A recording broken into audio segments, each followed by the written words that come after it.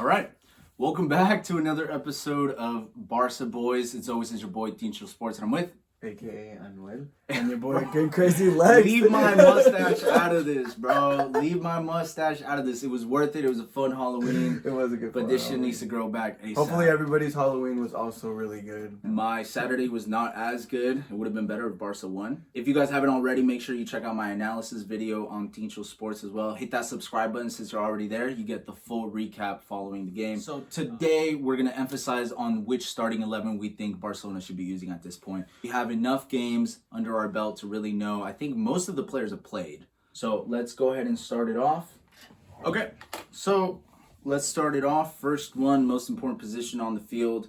There's really no debate after this. Nope. Number one, starting keeper. Who you got? Ter Stegen. Ter Stegen as well. Okay, starting right back. Who do you got?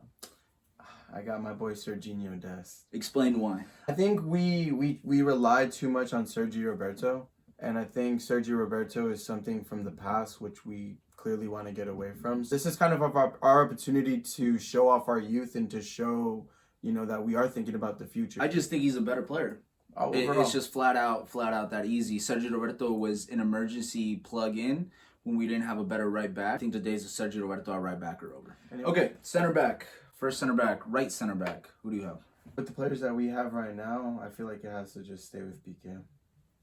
Why? He has that experience that we had with Puyol. His days are numbered, of course. As a player, as a captain, or as just like an individual, he carries himself very well.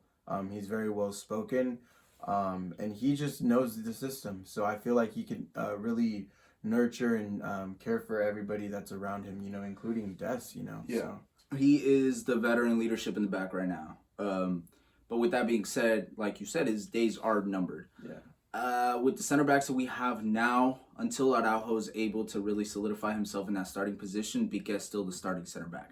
Until someone comes in and tells him otherwise, he is still the starting center back. That's not to say that we shouldn't be looking for another center back, but in the meantime, he is the best option that we have in the back. Wow. Left center back. Hands down, yeah. Lenglet.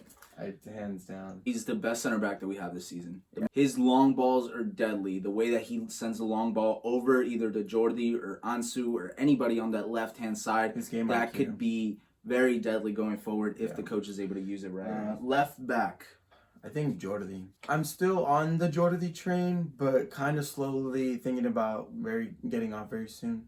He's old, but he's just been kind of quiet for me. And with Dest making so much noise, I would have hoped Jordi would have matched it, but I haven't really seen. Still a hard worker. He still is able to get up and down. But even in his prime, Jordi wasn't exactly the most clinical in the final third.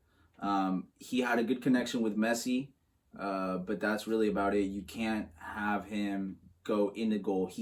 He never cuts inside. I would love to have an outside back that's able to cut inside like a Marcelo does. Jordi is very one-dimensional. He'll get to the line, and that's just about it. Defensively, he can become a little bit of a liability. He's getting up there in numbers. So I don't think right now is the moment to bench him. I don't think he is that bad to be benched. But I definitely think it's time to start looking in the immediate future. Just out of those reasons, there's no one else to really play but Jordi on the left. And How many midfielders do you want? 3. Yeah. One holding mid and one attacking, or 2 holding double pivot? I think as of right now we have to do 2 holding. 2 holding. Which one? Give me 1 holding. I'll give you the right, and that'll probably be Pjanic. Pjanic. I shit on Pjanic a lot. Excuse the language, I shit on Pjanic a lot.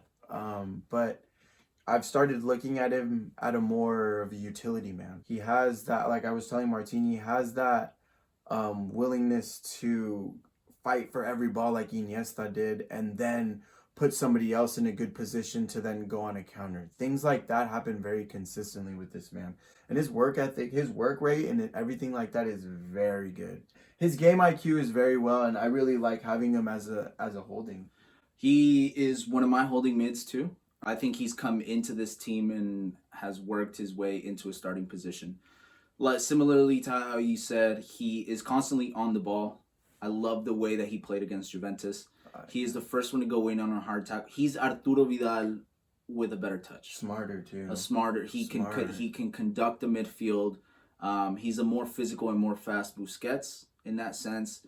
He's able to constantly be on the ball, create from deep, but also do combination plays going forward. So I don't think Pjanic, and he has a shot. Yeah, he has a rocket, which that kind of reminds me of Rakitic. So he's a kind of a combination of all these players that we've had. Yeah. So I don't see anybody else that would start over him. So give me your second midfield. Him and De Jong seem to just understand each other fairly well. So hold on. This is De Jong, your second one? Mm-hmm. So De Jong. So tell me about De Jong. De Jong, I really like De Jong because he's very hardworking. He gets along well with Pjanic next to him. I feel like him and Pjanic have a really good understanding. Like I was saying, and I feel like De Jong he's willing to work on both ends of the field. Meaning he's working to work in the attacking end when he needs to, but he's also willing to sit back and defend if he needs to. Box to box. He's box to box, exactly, and that's something as a young midfielder minded player, that's fucking phenomenal because it's what we need. I put De Jong in there too. I think he thrives in a double pivot. He can get a little bit exposed if he's the only holding mid because he's not the fastest, he's not the strongest. Mm-hmm. When you give him too many defensive responsibilities, he kind of lacks in the offensive responsibilities. Mm-hmm. So if he has someone like Pjanic that is I don't know how to say it in English, el destructivo, right? If you have someone in that's going in hard for those tackles, that's disrupting the other team's flow, he actually thrives on that. He can get into a tackle, right? He can distribute the ball as well. So I think that double pivot role is perfect for him. I think that we finally found a good system for him, and I think this is the season where he should really take off. For your attacking midfielder, this is where it gets tricky, and we had a conversation off air about this, but this is where it gets tricky because there are 3 players that could potentially play in this formation. The pick Griezmann. Griezmann right now has been playing a lot better than Coutinho. If we give him a little bit more time, he might get his defensive work rate up because I feel like he could be lacking in that a little bit. I would put Messi. Reason why I put him there is because that's more of a natural position for him. I think if we put him out on the right, he's a liability because he doesn't go back and defend. Go wherever he needs, where he feels like he has a better chance of creating from. Yeah. So if we put him on the right, I mean, this happened a bunch of times. If he goes on the right and all of a sudden he's receiving the ball between the center backs, then that whole side is wide open. So if we put him in the middle, not only is he able to make a triangle with both holding mids, he's able to make a triangle with the striker, and he has a direct path to both the left wing and the right wing. He has a better chance of also being the second run whenever we have crosses.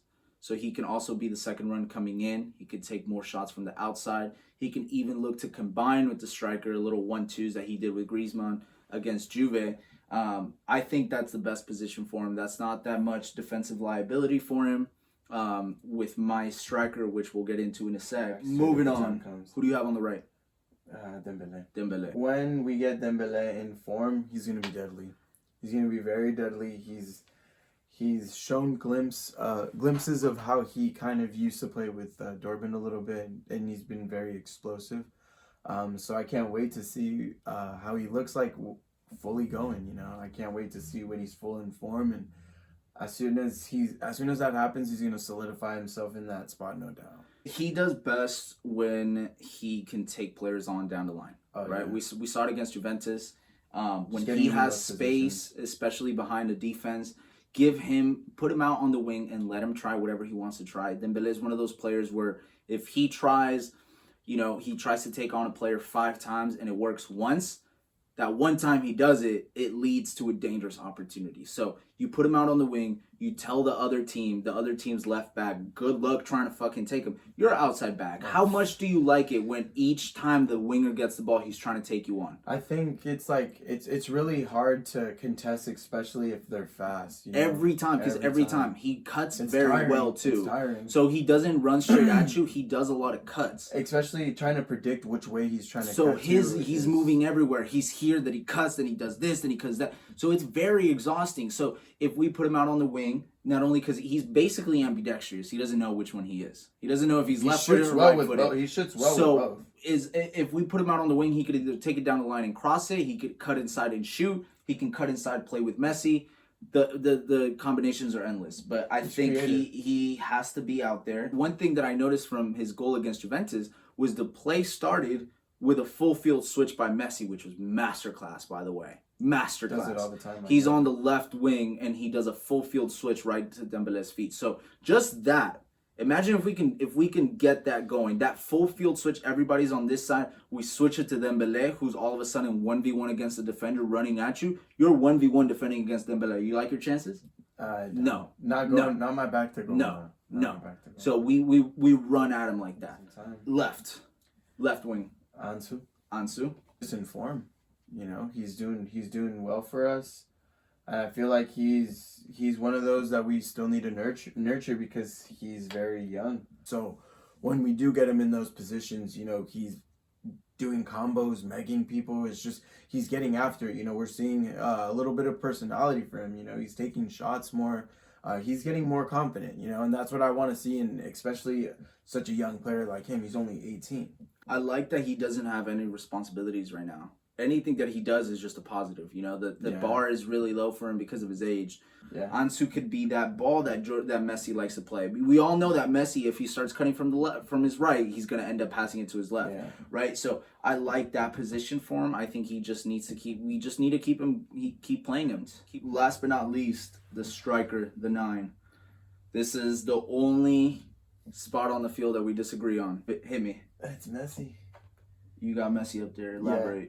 I feel like having him up there, it's kind of what he needs. Now that he's a lot older, I think it's okay to target him in the false 9 role. Just because Griezmann has experience playing as a 9. But I see Griezmann more of a 10 because him and Messi like to combo a lot very, very well. And it could go either way, you know? Like they could interchain with each other throughout the game. And it wouldn't make a difference, like Martin was saying, you know. Obviously, we flip-flopped because mine would be Griezmann. Mine is Griezmann because he is more of a 9 than Messi is. The only issue I have with Messi being the 9 is if that he drops back too much, then all of a sudden we have that huge gaping hole in the middle. Mm-hmm. So either if he does play that 9 and he drops back, that's when Griezmann would go up, hopefully, and switch. So if they're able to do that, I wouldn't mind. But what I do like about Griezmann is when they play him to feet and he lays it off very well for an oncoming number 10, which in this case would be Messi. So if they're able to keep that relationship going and get those little combination plays going, that'd be terrific. Griezmann, like I said, is more of a 9, so he has a better olfato de gol. So if you put it in front of him, bro, like he should be able to put him away. And most importantly, his work ethic defensively is amazing. I mean, he still has the Cholo Simeone DNA inside of him. So if we're able to keep pressing the teams, that's something that I didn't really get a chance to see, against Madrid. But hopefully we do that against other teams, is setting the pressure up high. Because the way that we have it right now, we have both wingers, the 9 and the 10. That's 4 players potentially all defending. So if we do high press, we could definitely pressure the fuck out of some teams. So if we have Ansu covering one outside back, Dembele pushing in a little bit, Messi on one of the center backs, and then Messi covering one of the 6, and then Griezmann at one of the 9, or vice versa. Try to play out of that. If you're going to play it long, we have De Jong and Pjanic right there. If you really want to go that long, Lenglet and Piqué, I like my chances in the air. So that gives us a little bit of an extra depth. We're not the coaches. So it's understandable that we don't understand how to make all these players work. That would be Koeman's job. But that's just how I see it so far based on how the season's going. This is how we're going. But regardless, this is the best lineup that we have. True. Koeman, I know you tune into the weekly episode of Barca Boys. So Koeman, take notes. Take a screenshot if you want. DM me if you want more details on this lineup. But this lineup right here, either one is going to be the one that wins you a Champions League. Okay? Listen to me, Koeman. This lineup will win you a Champions League. So fucking listen and stop playing around and win this fucking league. Don't play with me. Win this league. That's it. That's all we got. Hope you guys enjoyed another episode of Barca Boys. It's always this your boy Dicho Sports, and I've been with your boy Good Crazy Legs. Feel free to follow me on all my social medias at _Dicho Sports on Instagram, Dicho Sports on Twitter. Your boy is on TikTok. I'm trying to figure out how to navigate through that. Fuck so TikTok. Same. Follow me on TikTok, Dicho Sports as well. Lex, you got any sites you want to promote? Not today. Not today. Check back tomorrow. As always, guys, thanks for rocking with us.